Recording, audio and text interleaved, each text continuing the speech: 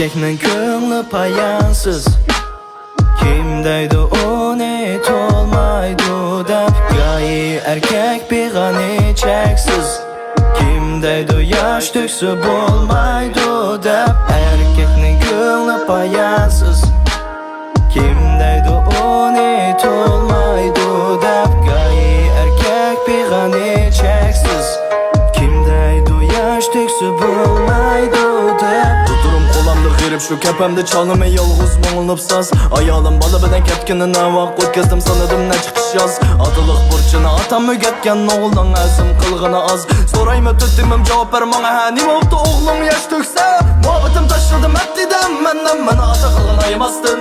Bugün kavvakta messidem. Menden bana dedi o ayımastın. Ben barım ne bermen degende menden hiç bulmekse. Bey buruşarak da saküskü cevap ver. Nima oldu oğlum yaş tökse. Elley balamla anlıgan men tevretken büşünü unutmadım. Dadamdan sürde asmanda kaldı. Anamdan haberret yoklamadım.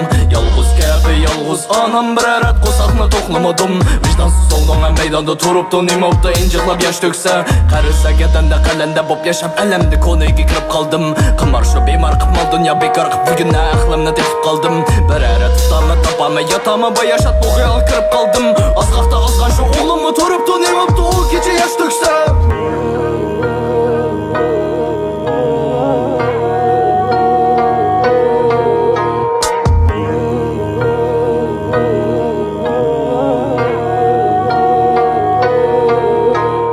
Erkekning ko'ngli payansız, kim deydi onu tolmaydı deb. Gayi erkek beg'ani cheksiz, kim deydi yosh to'ksa bo'lmaydi deb. Erkekning ko'ngli payansız, kim deydi onu tolmaydı deb. Gayi erkek beg'ani cheksiz, kim deydi yosh to'ksa bo'lmaydi deb. İltica nimler yeni kesmeyli. Oğlum muğuşluk sakaysıla.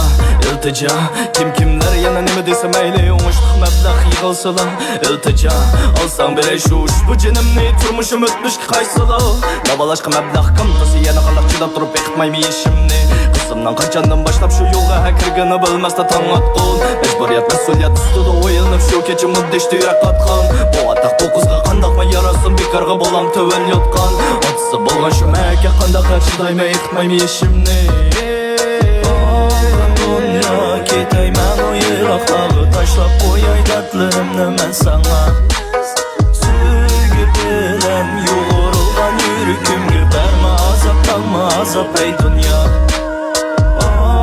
Dünya keteymen o yırakları taşlap koyay dertlerimni men sana.